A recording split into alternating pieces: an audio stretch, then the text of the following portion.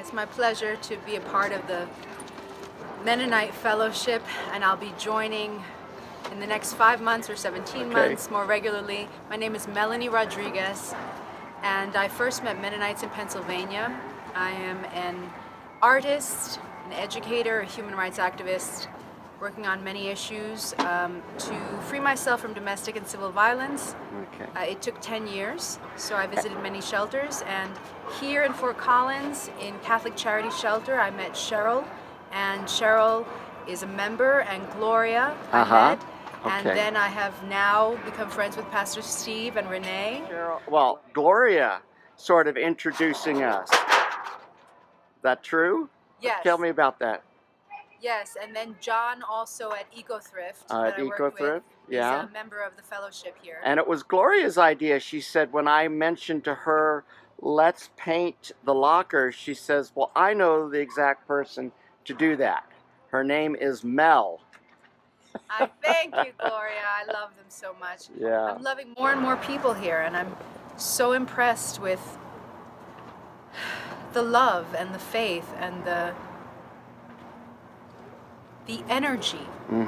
The energy that this group continues to maintain and continues to generate and grow and increase.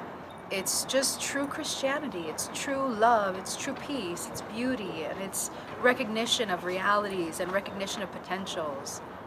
Well, Let me tell you about my Mennonites. Okay. This is why I love them. All right. I know the journey and the need of homeless. That is the poor population that is recovering from alcohol and drugs, from pharmaceuticals that, let's say, don't work for them, thus they're still recovering from alcohol and drugs. For poor populations worldwide, like Syrian refugees by the millions, who are going to need the same services. We need to have more efficient gatherings for PTSD populations to gain services all together in one. However, Mennonites, who took care of me first in Pennsylvania and now here in Colorado, see high and low. So they can fight and win for homeless lockers that are nowhere else in town when all services are being pushed further away. But not only do they fight and win for homeless lockers, but then they are so humane and so aware of the beauty within people. What does art mean to me? The word art means present being. There's art in everything. There's art in what Pastor Steve does in his life. There's art in the homeless people that are presently in transition through whatever pains and whatever reasons have caused them to go through this, like myself, their reasons, towards growth, towards transition. Art is something that I was born with. I was born with beauty.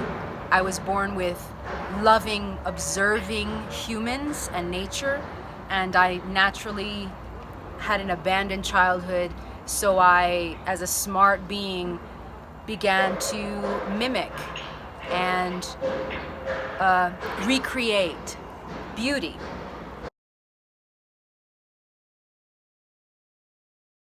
Skill without content has no artistic value. I would be wasting a viewer's time if I didn't believe my content. So it doesn't matter if I'm going to be a very accomplished artist in my future of auction house level, because I will be. Self-willed, self-deserved.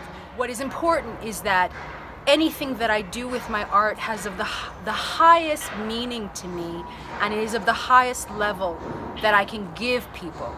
And Pastor Steve literally heard my prayer to God, because for 10 years I've been walking asking God, let me hit the high with the government for solutions, and let me achieve low, efficient upcycling formulas for me as a homeless person, as a battered former victim, moving forward like all of these people.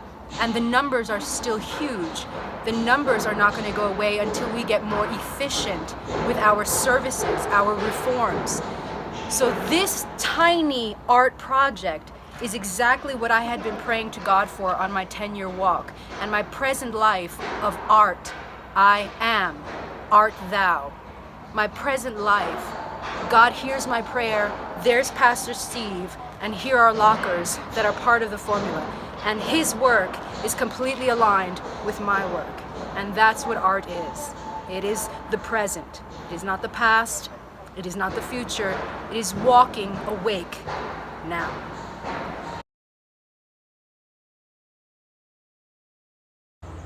The flower concept.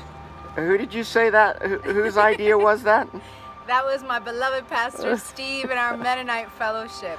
But you came up with an even better reason for having, why flowers you think is a good reason to have that motif. Yes, okay. So as an artist and as a human and as a future businesswoman and as a human rights activist, everything that I view in life, I evaluate IT to United Way services to any situation politically. I want to know the high level of tech, the high level of services, and then the low level of reality. I don't worry about the middle. Pastor Steve and the Mennonites are so aware of the basic needs that they fight for lockers. However, they're so aware of our high spiritual level of reality and where we're going and how humane they are and how human we are, that they realize, I don't really want to give people locker 6, locker 5. You got locker 3, you got locker 10, you got locker 18. They didn't do that. They said, you know what?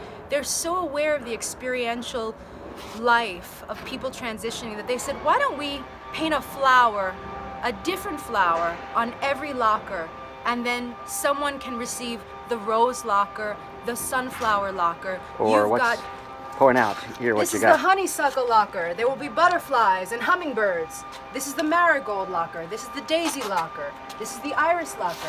When you walk in through the back door entrance, you are entering through the peach tree, the holy peach tree. We have the sunflowers. Why a peach tree? We needed a local tree. I can tell you as an artist, I liked it because it was oranges against the blue sky. Okay. We had apples, we had pears, we had choices, and peach ended up being the highest one. I actually just think it's sweeter than even the others. Oh, yeah. Well, So, beautiful. Yes, so here we have the sunflower locker, the rose locker. Mm-hmm.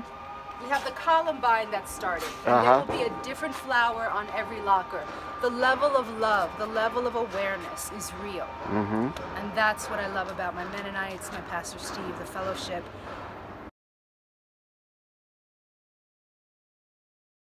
What I didn't mention is that while I was going through this decade and personally researching, freeing myself, fighting for Taínos, fighting for victims, is that I am an Ivy League graduate. I have been around geniuses at Columbia University level and other institutions. I have witnessed genius professors, tenured professors, famous people, sat in lectures, spoken with them, and still gone my own route in life because that's what you learn from geniuses. 10 years of homelessness. This is the thing that we must remember. There are things that have happened in these people's lives. I have met out of thousands of homeless people that I love, I will never forget, that have IQs that Mensa has never recognized, probably never will. And they are genius potential. They just need support to get through this level, and I promise you, you will be proud of their future. So we are imbalanced at high government levels, and we are, with Pastor Steve, trying to take care of basic survival needs. I'm telling you that the genius potential out of hundreds of thousands that I've met is Mensa unrecognized. Sure. Well, Pastor Steve says sure, but you will not have Stanford and Harvard and Purdue and Columbia and Oxford University saying sure. That population is busy. Yeah. They're busy not having been sabotaged. They're busy not having to survive. We are losing genius human resource potential for every nation. And we are simply in the year 2020, and it never stops. Governments need reforms, and people need basic needs. Think highest reforms and lowest basic needs, and we'll get through it. And he has a vision in the future for even this church, and it is not going to affect property values. It is going to be a pinnacle of art and beauty and recovery and achievement of future geniuses. the energy of the people that come here are in major transition, but they have faith and they have amazing potential. So this is a group that sees highest levels of need, the beauty of a human being not as a number, the essentials of the reality that they go through, the patience it takes. Human beings are born miraculously. We are beautiful by nature. No matter what socioeconomic birth, no matter where you're born, all religions are a testament to beauty in human life and action. And the importance of beauty in our healing is Essential. essential. Essential. Okay. It is your construct. It is your system of materialized incarnation. You are beauty.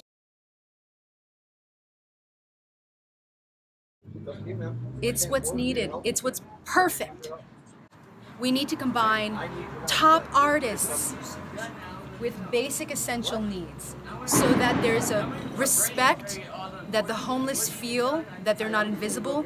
There is a property value recognition for the community, that no one has to worry, and that we're all growing together. Art, beauty. Beauty in intention, beauty materialized, beauty in human beings. Amen. Okay. Yes, God is within us and God is all around us, and we can gather with spiritual people along the way. I just, having been born Catholic, and I just keep hanging with my Mennonites. Well, we certainly are fortunate that you're willing to hang with us and paint outside. So So am I.